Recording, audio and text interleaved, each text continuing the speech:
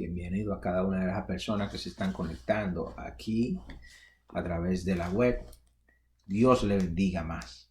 Su hermano en Cristo, Josías Sánchez, le habla, quien le estará trayendo un mensaje de la palabra de Dios, bajo el tema, el plan de Dios. Dios tiene un plan para ti. Así que vamos a estar buscando el libro de Efesios, capítulo 1, versículos 9 y 10. Vamos a leer. Y dice la palabra en el nombre del Padre, del Hijo y del Espíritu Santo. Amén. Dice el versículo 9.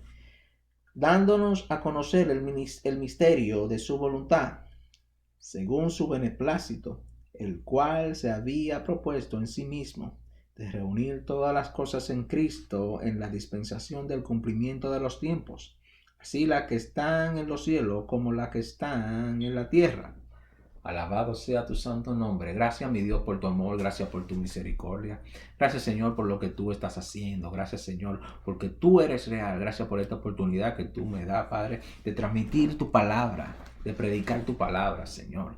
Gracias, Jehová, Rey de los ejércitos, porque tú tienes el control, Padre. Te pido que tú pases un carbón encendido por mis labios, Señor, y que sea tu palabra. Mira, Padre, que yo no soy nada. Sin ti no somos nada. Sin ti no sabemos nada, Señor.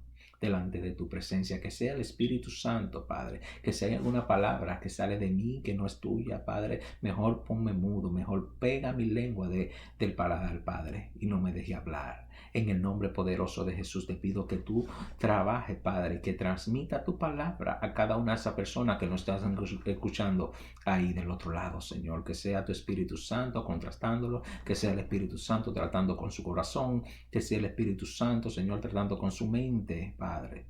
En el nombre poderoso de Jesús, ponle unos oídos aceptos, Padre, y un corazón receptivo. En el nombre de Jesús. Amén.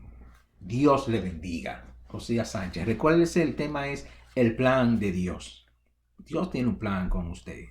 ¿Qué pasa? Que la reconciliación desenreda lo enredado. La palabra griega que se traduce por reconciliación es precisamente hacer algo que sea diferente. Eso es la reconciliación, hacer algo que sea diferente. En una ocasión hablábamos de que Adán cayó de un estado de pureza, de un estado de inocencia, a un estado de impureza, a un estado de rebeldía, a un estado de desobediencia. Pero ¿qué pasa? Que no podemos hablar de Adán y no hablar de Jesucristo. Necesariamente, si no hablamos de Jesucristo, todo quedaría cojo, todo quedaría errado, todo quedaría incompleto, porque Jesús es la antítesis de Adán.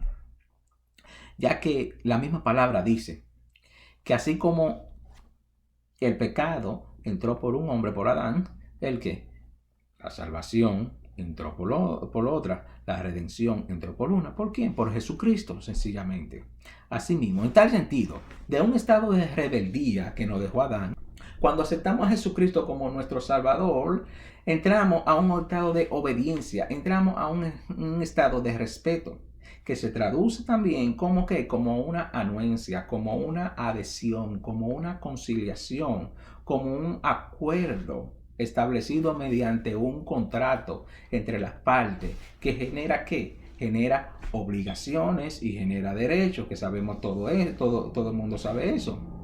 Pero ¿qué pasa? Uno de los requisitos para contratar es que las personas tengan capacidad legal para contratar. Por ejemplo, un interdicto, un enajenado mental no puede contratar. ¿Por qué? Porque carece de razón, carece de sentido. Entonces no puede contratar. Por eso cuando aceptamos a Jesucristo como nuestro Salvador, cuando ya estamos mayor de edad, cuando ya tenemos conciencia del pecado. Y eso es ¿qué?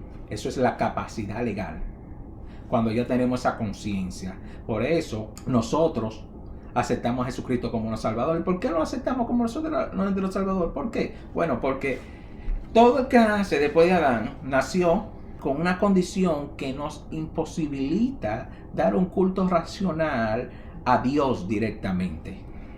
Nos imposibilita. ¿Por qué?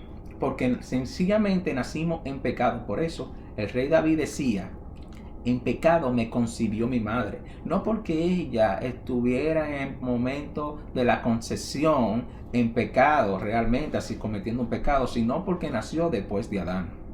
Pero ¿qué pasa? El único que puede quitar ese pecado se llama Jesucristo, y Él tiene un plan para eso. Desde antes de la fundación del mundo, Él tenía un plan para usted y para mí. Como nacimos después de Adán, nacimos limitados, nacimos sucios, por decirlo así. ¿Qué pasa? Que para entrar al plan de Dios es por un acuerdo bilateral.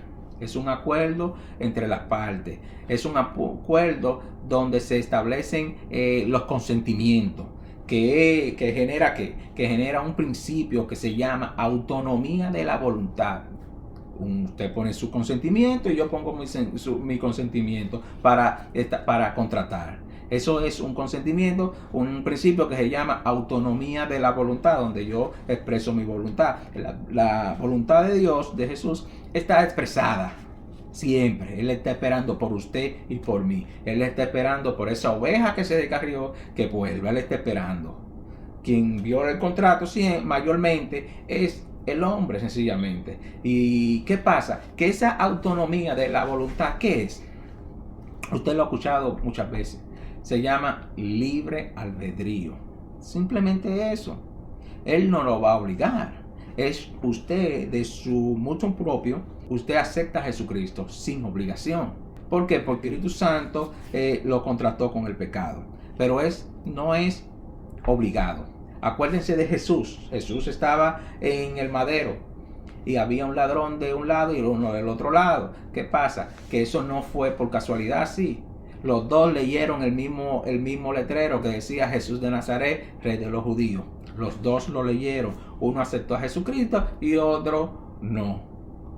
De hecho, esa fue la primera persona. Dicen que fue la primera persona que fue al reino después de Jesús, porque fue la primera que murió aceptando a Jesucristo. Bien, ahora bien, cuando aceptamos a Jesucristo como nuestro Salvador, Él nos da vida eterna. Él dijo eso y Él nos lo da. Pero para que ello sea establecido, Él exige de nosotros obediencia para que su propósito tenga cumplimiento en nosotros. Obediencia. Ya que cuando usted es obediente, cuando somos obedientes, tenemos temor de Dios. Hacemos su mandamiento. Hacemos misericordia, como dice. ¿Y qué es obediencia? Dice el diccionario que obediencia es la acción de cumplir la voluntad de quien manda, o lo que está dispuesto en una ley o precepto, sea que la orden prescriba una determinada acción o la prohíba. Eso es obediencia, pero muchas veces la Biblia traduce shama como obediencia, que quiere decir prestar oído o escuchar. Por eso en Jeremías 9:13 usted va a escuchar que dice, ahora pues, hijo mío, obedece a mi voz en lo que te mando. Es por eso, muchas veces, Él lo que quiere que se haga la obediencia. Él quiere que se haga su voluntad, que uno haga las cosas que Él quiere. Ahora bien, hace tiempo ya, antes de que el mundo fuese, Dios nos escogió a usted y a mí, nos escogió a nosotros para que fuésemos santos delante de Él antes de que el mundo fuese. Por eso Él le dice, acuérdate de la gloria que teníamos antes de la fundación del mundo. Por eso le dice ellos. Pero ¿qué pasa? Pero que para ello debemos estar limpios y aprobados. Y el único que nos puede limpiar y aprobar se llama Jesús de Nazaret, Jesucristo. De hecho, en Efesios 2:18 dice, porque a través de Él, ¿de quién? De Jesús, los unos y los otros tenemos entrada al Padre por un mismo Espíritu. Es decir, que la única vía para entrar al Padre se llama Jesucristo. La única puerta que existe se llama Jesucristo. Por eso en Juan 14:6 Jesús le dijo, yo soy el camino, la verdad y la vida. Nadie viene al Padre si no es por mí. No es a través de Miguel, no es a través de María, de Gabriel. No. Se llama Jesús. Su nombre es Jesús. Dígalo conmigo. Jesús. Jesús, entra a mi vida. Dígalo conmigo. El único que puede darle vida eterna se llama Jesús de Nazaret. Él es el camino, la verdad y la vida. Por eso dice en Efesios 1, versículo 4, dice, según nos escogió Él antes de la fundación del mundo. Lo vuelvo y repito, según nos escogió en Él antes de la fundación del mundo, para que fuésemos santos y sin mancha delante de Él. ¿De quién? Del Padre. Delante del Padre, por lo cual el único, como hemos dicho, que puede salvarnos, el único que puede limpiarnos para entrar al plan de Dios, ese es Jesús. El único que puede otorgarnos la redención se llama Jesús. Diga su nombre de nuevo, Jesús. Diga su nombre de nuevo, Jesús. Gracias.